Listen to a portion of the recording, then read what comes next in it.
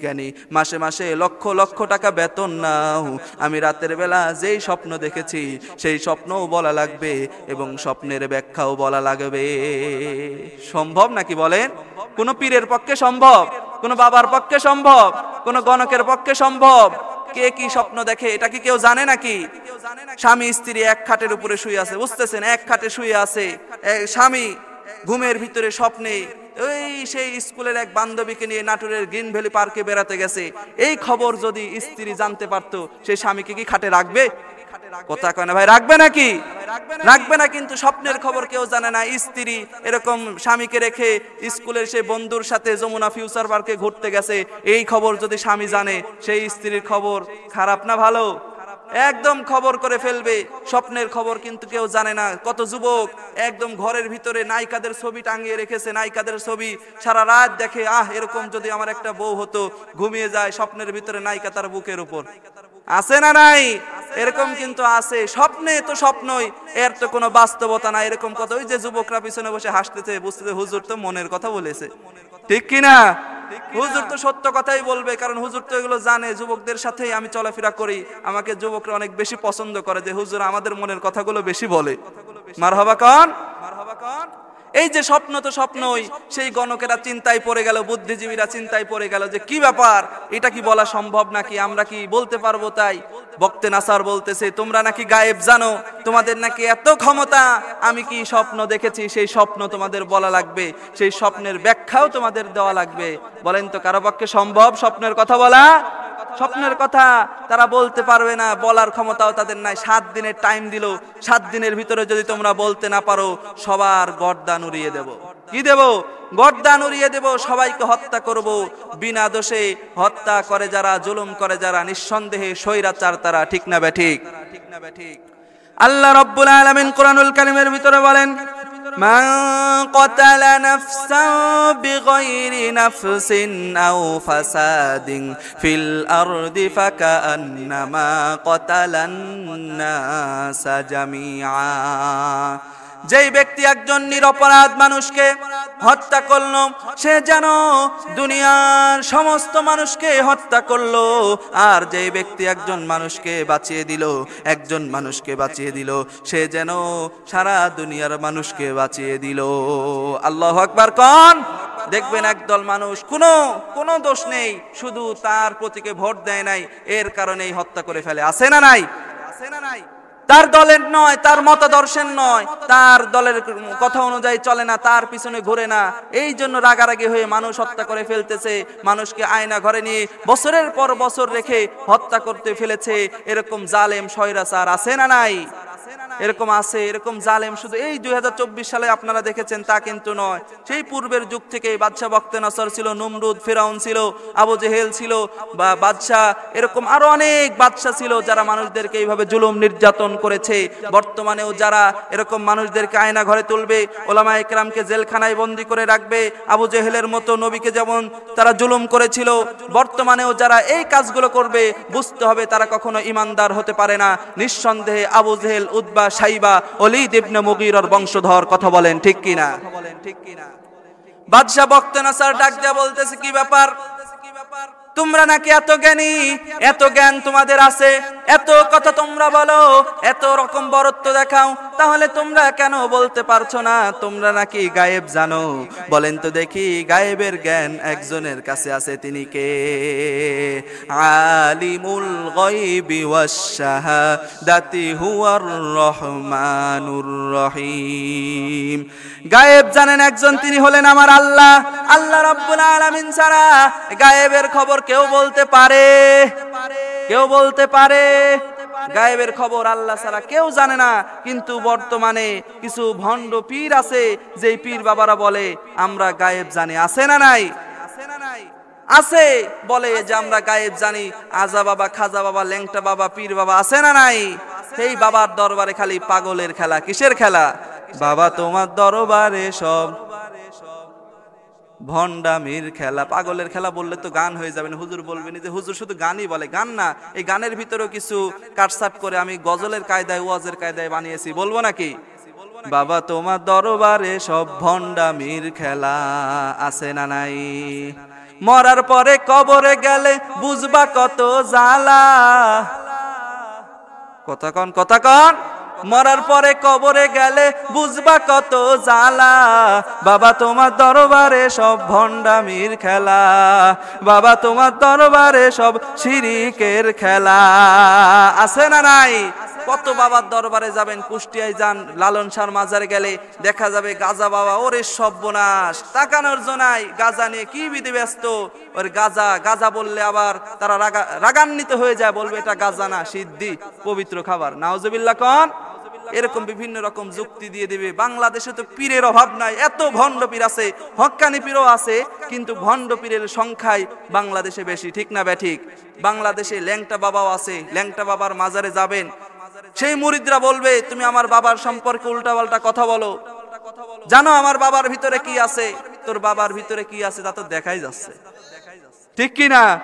আমার গানটা ধরে কি, আইসি ল্যাংটা যাইমু ল্যাংটা, আইসি ল্যাংটা যাইমু ল্যাংটা, ল্যাংটা সুলেমান আমার ল্যাংটা বাবার লাইগা গো মন করে আনসান। এই গান তারা ধরে, এরকম গান ধরে ধরে যায়। আর আবার এক একজনের এক এক রকম মতাদর্শ। একটু ঘোরার জন্য হলেও আপনারা যদি কোনো পীরের দরবারে যান, দেখবেন কত কিছু, কত রকম পাগলামি আছে। এমন পীর আছে পেশাব করে পানি নেয় না, বুঝছেন?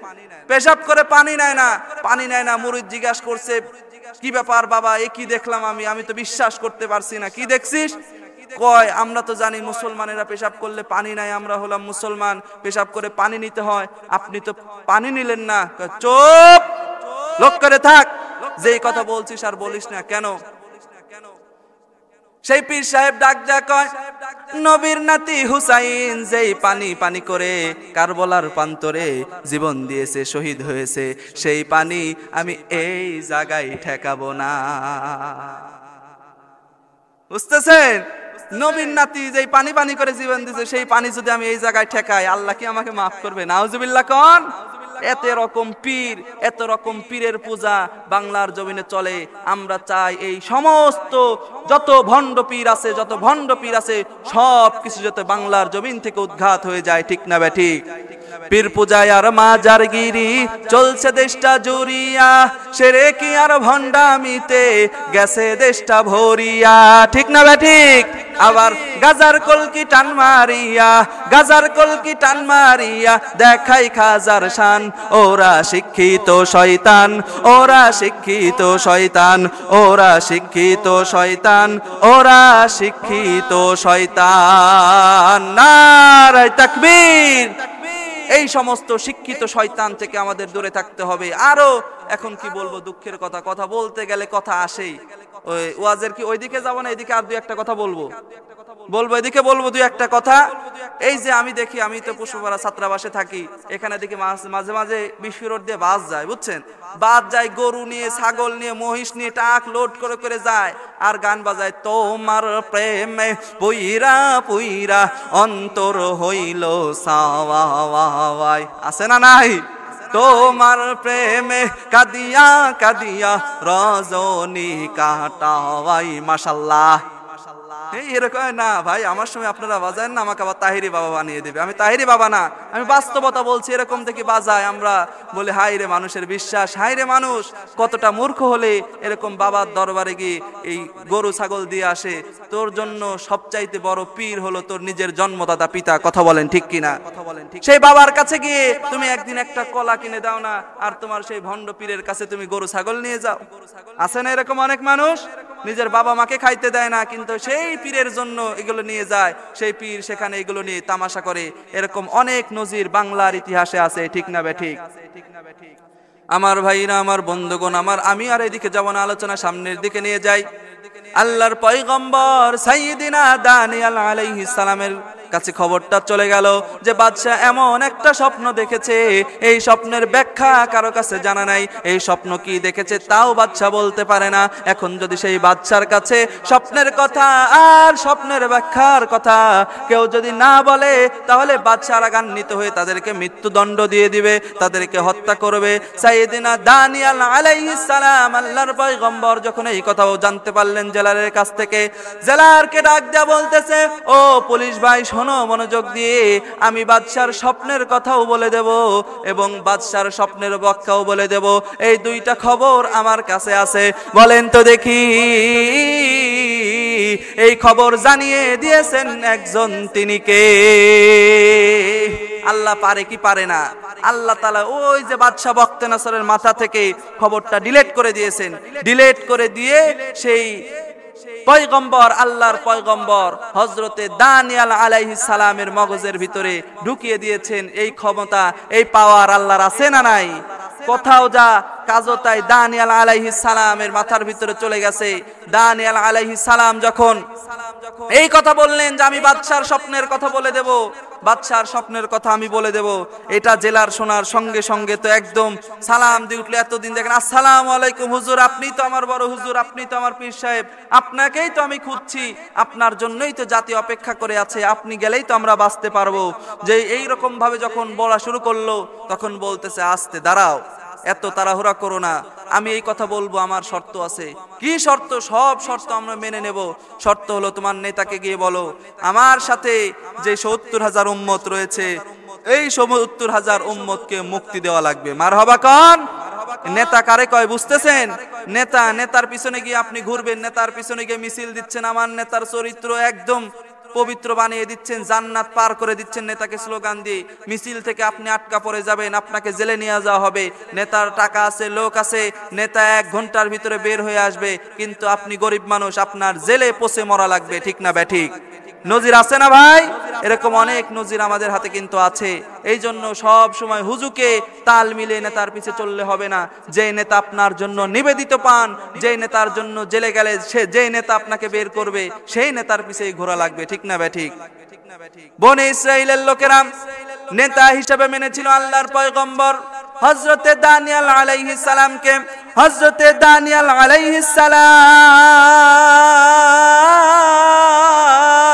বলতেছেন, ও জেলার ভাই, তুমি আমাকে বলছো তোমার কথা আমি মেনে নেব, তুমি যাও আগে বাদশার কাছে যাও, বাদশাকে গিয়ে বলো সে যেন আমার উম্মত সহ, আমার ৭০,০০০ উম্মত সহ আমাকে মুক্তি করে দেয়। আমাকে যদি মুক্ত করে দেয় তাহলে আমি স্বপ্নের ব্যাখ্যা দিয়ে দেব। জেলার আর করল না দেরি, সঙ্গে সঙ্গে চলে গেল সেই বাদশার কাছে তাড়াতাড়ি। বাদশাকে ডাক দেয়া কয়, নেতা, স্বপ্নের তাবির কারক পাওয়া গেছে, স্বপ্নের ব্যাখ্যাদাতা পাওয়া গেছে। আপনি যদি তার শর্ত মেনে নেন তাহলে সে স্বপ্নের ব্যাখ্যা দিয়ে দিবে, স্বপ্নের খবর আপনি জানতে পারবেন। নেতার মনটা খুশি হয়ে গেল। নেতা তখন বাজান ডাকা শুরু করেছে। কি ডাকা শুরু করেছে? কয় তুমি তো আমার বাজান, তোমাকেই তো লাগবে। এতদিন আমি দেখছি আপনারা কেউ মাইন্ড করবেন না, শিবির দেখলেই আমার যারা প্রশাসনের ভাইরা আছে একদম ক্রস ফায়ারে দিতে পারলে বাসে, শিবির মুখ দিয়ে বের করার সাথে সাথেই জেলখানায় নিয়ে যা ভর্তি করে। আছে না নাই? কিছুদিন আগে দেখলাম আমার শিবির পাবনার সদর পূর্ব থানার সেক্রেটারি ফয়সাল ভাই থানার ওসি আব্দুল সালাম ভাইয়ের কাছে গিয়ে শিবিরের ডায়েরি দিয়ে আসতেছে, তারা এখন বাজান বলে গ্রহণ করছে। কি বলে? বাজান বলে। এই জন্য দেখেন এই ঘটনার সাথে অনেকটাই মিলে যাচ্ছে। যখন দেখছে এখন তো আমার কাজে আসবে, এই একে ছাড়া, এই হুজুরদেরকে ছাড়া তো আর হবে না, হুজুররাই তো আমার ক্ষমতার মসনদ নড়িয়ে দিতে পারবে, তখন বাজান বলতেছে, বলছে বাজান তোমাকেই তো আমার লাগবে, কি স্বপ্নের ব্যাখ্যা আমি জানতে চাই। হযরতে দানিয়াল আলাইহিস সালাম বলতেছেন, নেতা উত্তেজিত হবেন না, উত্তেজিত হওয়া ভালো নয়, আমার সত্যটা আগে শোনেন। আমার সাথে যে ৭০,০০০ উম্মত রয়েছে, এই ৭০,০০০ উম্মতকে আগে মুক্তি দেন, এরপরে আমি বলবো। নেতা বলতেছেন ৭০,০০০ কেন? তুমি যদি বলো এই স্বপ্নের ব্যাখ্যা জানার জন্য আমার দুনিয়াতে পৃথিবীর ভিতরে যত কারাগারে বন্দী আছে সমস্ত কয়েদিকে আমি মুক্তি দিতে রাজি আছি। মারহাবা কন। এই কথা যখন জানিয়ে দিলাম, জেলার আর করল না দেরি, কথা অনুযায়ী কাজ করা শুরু করলো তাড়াতাড়ি। সঙ্গে সঙ্গে সেখানে গিয়ে জেলের তালাগুলো খোলা শুরু করে দিলাম। জেলের তালাগুলো খোলা শুরু করে দিয়ে ৭০,০০০ বনি ইসরাইলকে আস্তে আস্তে ছাড়ানো শুরু করে দিল। আস্তে আস্তে ছাড়ানো শুরু করে দিল। আস্তে আস্তে যখন ৭০,০০০ বনি ইসরাইলের মুক্তি পেয়ে গেল, 70,000 বনি ইসরাইলি মুক্তি পেয়ে গিয়ে আল্লাহর গোলামি শুরু করে দিল, আল্লাহর ইবাদত শুরু করে দিল। বলেন তো দেখি, দুনিয়াতে শান্তি এবং পরকালে মুক্তির জন্য আল্লাহর গোলামি করার দরকার আছে না নাই? আছে না নাই? কি আলোচনা কি শেষ করে দিব নাকি? না আপনারা যে একদম কথাই বলছেন না, কথা বলতে হবে। যে সময় আধা ঘন্টা, আর আধা ঘন্টার ভিতরে আমি শেষের দিকে চলে যাব ইনশাআল্লাহ। কালেকশন হুজুররা করেই ফেলছে, আমি শুধু হালকা টাচ দিব, আমি বেশি দেরি করব না, আপনাদের ধৈর্যের ত্রুটি আমি ঘটাবো না। যেই কথা বলছিলাম, বনে ইসরাইলের লোকেরা আল্লাহর গোলামি শুরু করে দিল, কারণ তারা জানে আমরা আল্লাহর গোলামি করার কারণেই আজকে জেলখানা থেকে মুক্তি পেয়েছি। আল্লাহর গোলামি যদি না করতাম জেলখানা থেকে মুক্তি পেতাম না, জেলখানা থেকে বের হয়ে আমরা আসতে পারতাম না। তারা জানে এখন যদি আল্লাহর গোলামি না করি, এই অবস্থায় যদি মৃত্যুবরণ করি, আমাদেরকে আল্লাহ ছাড় দিবে না। বলেন তো দেখি, মালাকুল মউত আজরাইল আসলে আমাদেরকে 1 সেকেন্ডের জন্য সুযোগ দিবে নাকি? আল্লাহ বলেন, কুল ইন্নাল মাউতাল্লাযী তাফিররুনা মিনহু ফাইন্নাহু মুলাকীকুম সুম্মা তুরাদ্দুনা ইলা আলিমিল গায়বি ওয়াশ শাহাদাতি ফায়ুনাব্বিউকুম বিমা কুনতুম তা'মালুন।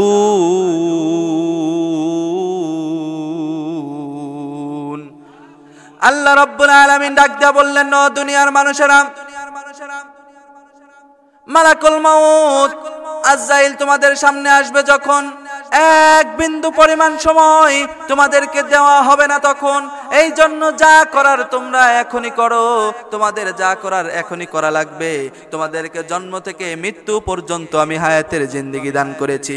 এই সময়ের ভিতরে তোমরা যদি ভালো কাজ করতে পারো, নেক আমল করতে পারো, তাহলেই তোমরা আমি আল্লাহর দরবারে গ্রহণযোগ্যতা অর্জন করতে পারবে, তাহলেই তোমরা আমি আল্লাহর জান্নাতে যেতে পারবে।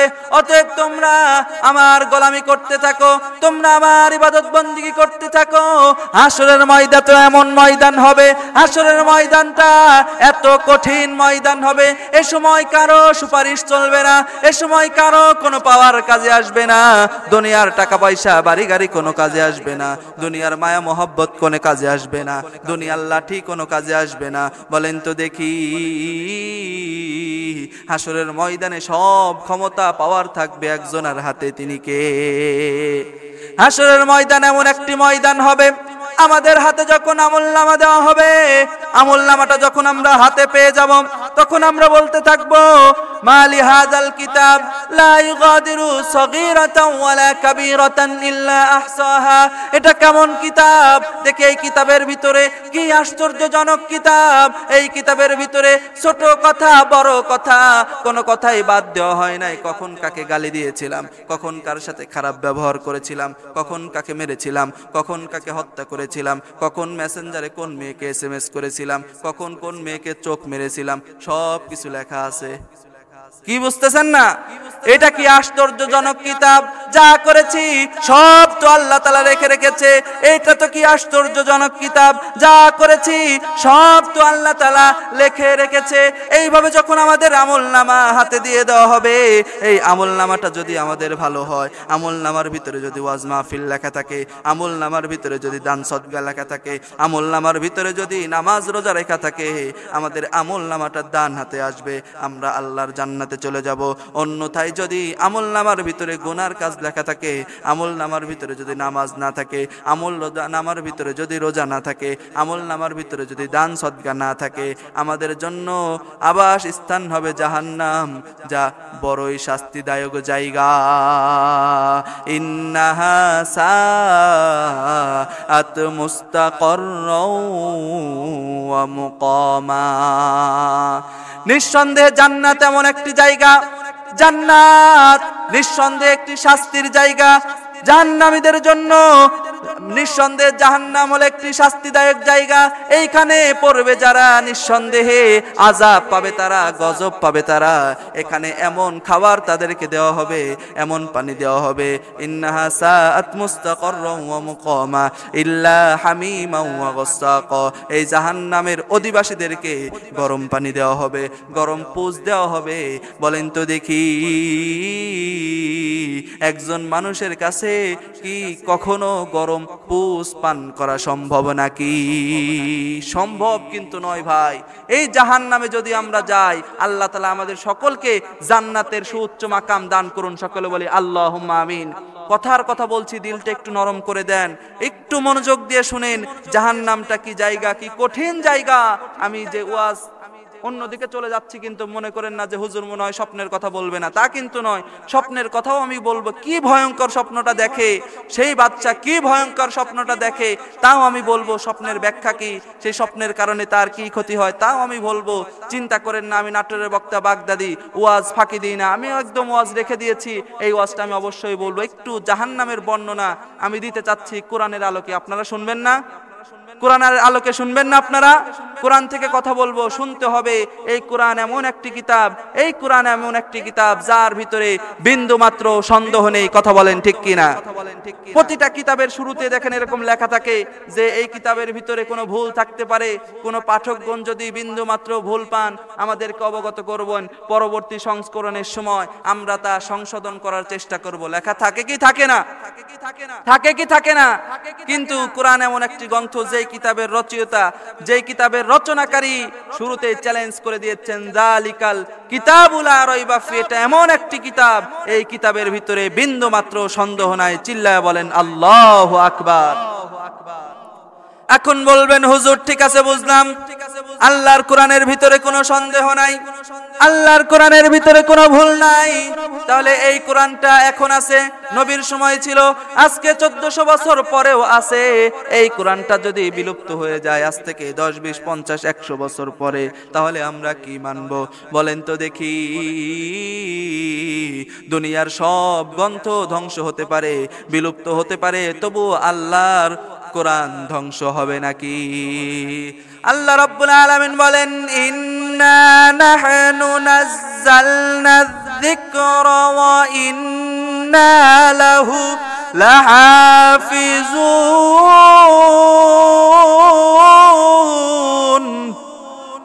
আল্লাহ রাব্বুল আলামিন বলেন, নিশ্চয় আমি আল্লাহ নাজিল করেছি কোরআন। এই কোরআন সংরক্ষণের দায়িত্ব নিয়েছে আমি আল্লাহ। এই কোরআন কেউ বিলুপ্ত করতে পারবে না, এই কোরআন কেউ ধ্বংস করতে পারবে না। কারণ কি, এই কোরআন শুধু এরকম বই আকারেই নয়, এই কোরআন বিশ্বের বুকে লক্ষ লক্ষ হাফেজের সিনার ভিতরে লিপিবদ্ধ করে দিয়েছেন একজন, তিনি কে? বিশ্বের সব লাইব্রেরিগুলো যদি আগুন লেগে পুড়ে যায়, তাই বলে কি আল্লাহর কোরআন ধ্বংস হবে? যদি আগুন লেগে ধ্বংস হয়ে যায়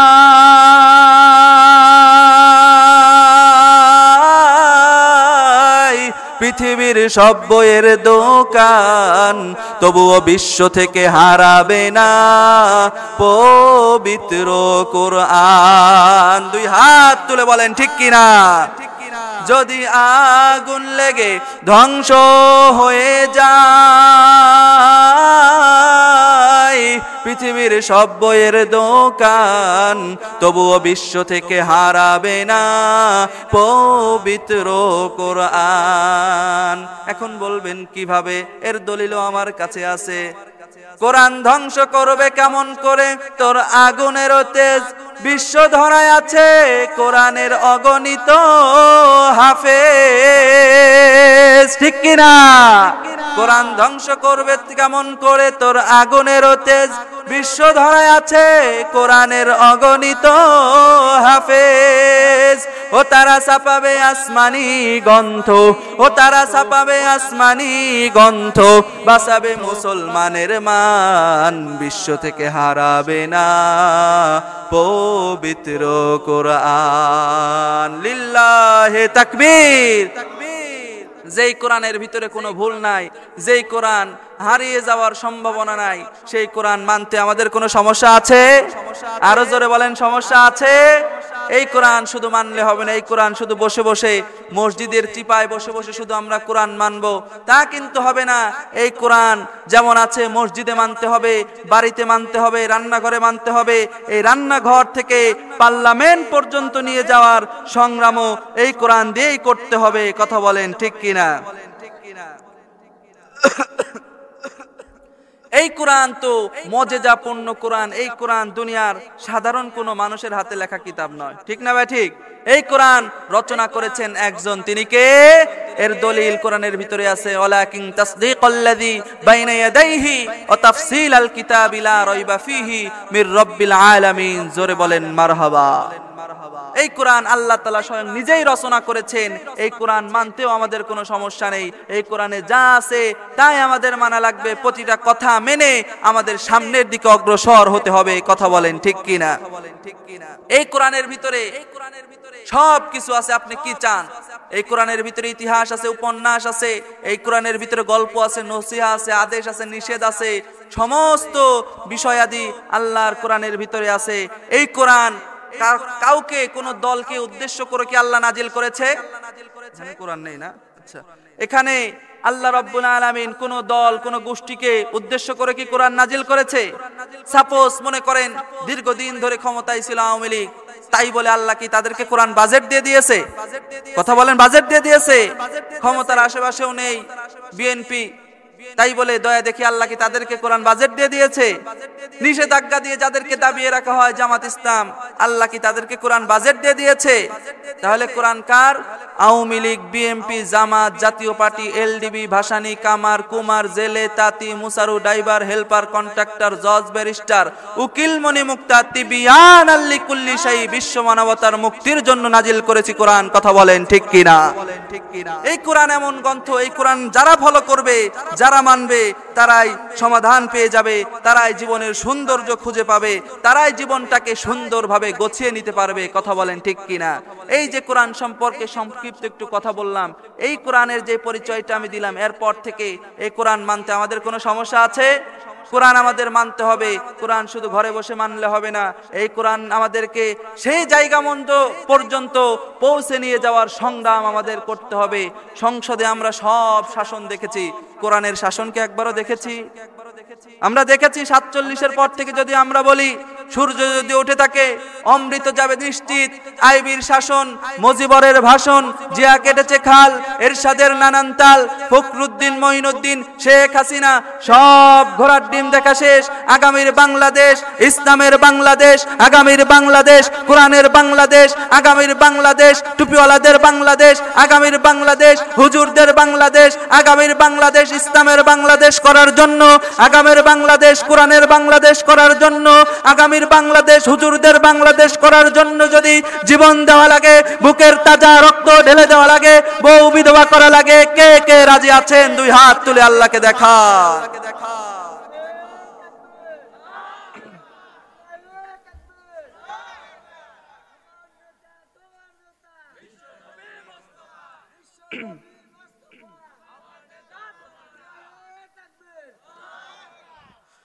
এই যে আমরা এখন বললাম আমি হুজুর এখান থেকে ওয়াজ করে চলে যাব, তারপরে আপনারা আমাকে ভুলে যাবেন, এই ওয়াজও ভুলে যাবেন, আল্লাহর কোরআন সংসদ পর্যন্ত নিয়ে যাওয়ার কথাও ভুলে যাবেন, এরকম হলে কি চলবে?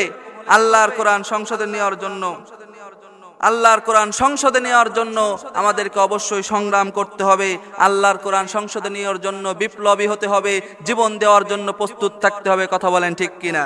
বিপ্লব মানে জীবন দেয়া বসে থাকা নয়, সে কোনো দিন আসবে না রে করো যদি ভয়। ঠিক কিনা? কোথা থেকে কোন ভিনদেশি শকুন আমার দেশে এসে সেবার নামে বসেছিল জুরে মীর জাফরের বেশে। কোথা থেকে কোন ভিনদেশি শকুন আমার দেশে এসে সেবার নামে বসেছিল জুরে মীর জাফরের বেশে। ওদের করেছি নাস্তানাবুদ পাইনি কেউ ভয়, ওদের করেছি নাস্তানাবুদ পাইনি কেউ ভয়। বিপ্লব মানে জীবন দেয়া বসে থাকা নয়, সে কোনো দিন আসবে না রে করো যদি ভয়। নারায়ে তাকবীর। বলছিলাম আল্লাহর কোরআনের কথা, যেই কোরআনটা সত্য, যেই কোরআনটা রচনা করেছেন আল্লাহ, যেই কোরআন বিলুপ্ত হওয়ার কোনো সম্ভাবনা নেই, সেই কোরআন থেকে কথা শুনতেও আমাদের কোনো সমস্যা, সেই কোরআন থেকে কথা শুনতেও আমাদের কোনো সমস্যা নেই। আল্লাহ রাব্বুল আলামিন বলেন, ইন্না জাহান্নামা কানাত মিরসাদা, জাহান্নামটা হলো ফাঁদ, এই ফাঁদ থেকে তোমরা বেঁচে থাকার চেষ্টা করো। এই জাহান্নাম থেকে যদি আমরা বাঁচতে চাই, সেই ভয়ানক শাস্তিদায়ক জাহান্নাম, যেই জাহান্নামের ভিতরে শুধু থাকবে আগুন আর আগুন, দুনিয়াতে একটু আগুন আমরা সহ্য করতে পারি না। দুনিয়ার আগুন দেখলে আমরা কত ভয় পাই। একটু দিলটা নরম করেন, নজরটা নিচের দিকে দেন, চোখটা বন্ধ করেন, দেখেন কি কঠিন শাস্তির জায়গা। জাহান্নামের ভিতরে সবচাইতে কম শাস্তি দেওয়া হবে, যাক বক করে ফুটতে থাকবে। আল্লাহু আকবার কোন বাজান, দিলটা নরম করে দেন, আল্লাহর কাছে তওবা করেন। এখানে যদি দিলটা নরম করে আল্লাহর কাছে তওবা করে, যদি এই রাত্রিবেলা 12টা পার হয়ে গেছে, রাত্রিবেলা যদি আল্লাহর কাছে তওবা করে মাপ নিয়ে যাইতে পারেন, আজকের এই মাহফিলটা আপনার জন্য সফল হবে, এই মাহফিলটা আপনার জন্য সার্থক হবে, আজকের রাত জাগাটা আপনার জন্য সার্থক হবে। এই জন্য বাজান সবাই দিলটা নরম করে দেন, তওবার নিয়ত করেন, দিলটা নরম করে দিয়ে একটু জাহান্নামের বর্ণনা একটু শুনে আসেন। এই জাহান্নামটা এত ভয়ানক হবে, এই জাহান্নামের ভিতরে থাকবে শুধু আগুন। ইন্নাহা সাআত মুস্তাকাররান ওয়া মুকামা, আল্লাহ বলতেছেন নিশ্চয়ই আবাসস্থল হিসাবে জাহান্নাম কতই না ভয়ঙ্কর, জাহান্নামের ভিতরে কতই না ভয়ানক শাস্তি রয়েছে। এই জাহান্নামের ভিতরে এমন পানি দেওয়া হবে, ইন্নাহা সাআত মুস্তাকাররান ওয়া মুকামা ইল্লা হামিমান ওয়া গাসসাকা, গরম পানি আমাকে আপনাকে দেওয়া হবে, গরম পানি আমাকে আপনাকে দেওয়া হবে, যেই পানি খাওয়ার সুযোগ আমাদের হবে না, গরম পুজ আমাদেরকে দেওয়া হবে, যেটা কোনো মানুষ খেতে পারবে না, এমন কাঁটা যুক্ত খাবার আমাদের দেওয়া হবে। সেইদের আছে না নাই? যারা জাহান্নামের আগুন থেকে বাঁচতে চান, দিলটা নরম করে দেন। আল্লাহ রাব্বুল আলামিন দুইটা কাজের কথা জানিয়ে দিলেন, ইয়া আইয়ুহাল্লাযীনা আমানু হাল আদুল্লুকুম আলা তিজারাতিন তুজিকুম মিন আযাবিন আলীম। আল্লাহ রাব্বুল আলামিন ডাক দিয়া বললেন, হে ঈমানদারগণ, আমি কি তোমাদেরকে এমন কাজের কথা বলে দেব না, যেই কাজ তোমাদেরকে জাহান্নামের ভয়ানক শাস্তি থেকে বাঁচাবে, যেই কাজ তোমাদেরকে জাহান্নাম থেকে বাঁচাবে, তোমাদেরকে আযাব থেকে বাঁচাবে। আল্লাহর নবী যখন সাহাবায়ে কেরামের সামনে এই ঘটনা বর্ণনা করলেন, সাহাবায়ে কেরাম ডাক দিয়া কয়, ইয়া রাসূলুল্লাহ, ইয়া হাবিবাল্লাহ, আর করেন না দেরি, আমাদেরকে তাড়াতাড়ি জানিয়ে দেন, আমাদেরকে জানিয়ে দেন তাড়াতাড়ি। আল্লাহ রাব্বুল আলামিন পরের আয়াত নাজিল করে দুইটা কাজের কথা জানিয়ে দিলেন, তুমিনুনা বিল্লাহি ওয়া রাসূলিহি ওয়া তুজাহিদুনা ফি সাবিলিল্লাহি বিআমওয়ালিকুম ওয়া আনফুসিকুম, যালিকুম খায়রুল লাকুম ইন কুনতুম তা'লামুন। আল্লাহ রাব্বুল আলামিন বলতেছেন, ও দুনিয়ার মানুষেরা, কঠিন কোনো কাজ নয়, সহজ দুইটা কাজ তোমাদের করা লাগবে। এক নাম্বার কাজ, তোমাদের ঈমান আনা লাগবে। কার উপরে? জোরে বলেন, কার উপরে? এক নম্বরে আল্লাহ এবং আমার রাসূলের উপরে তোমাদের ঈমান আনা লাগবে।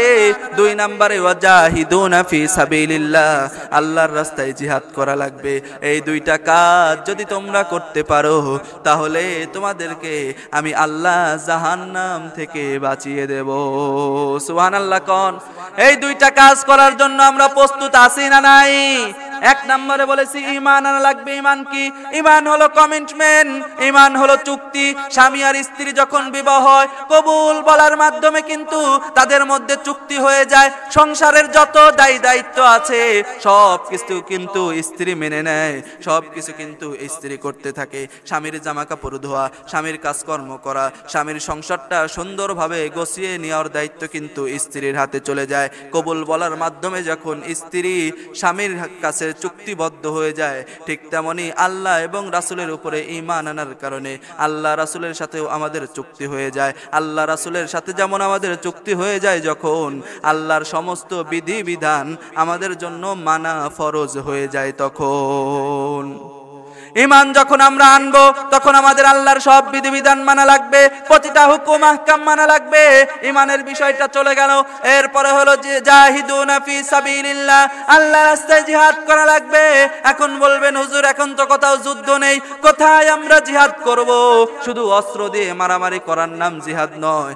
জিহাদ হলো দুই জিনিসের নাম। কয় জিনিসের নাম বলেন? কয় জিনিসের নাম?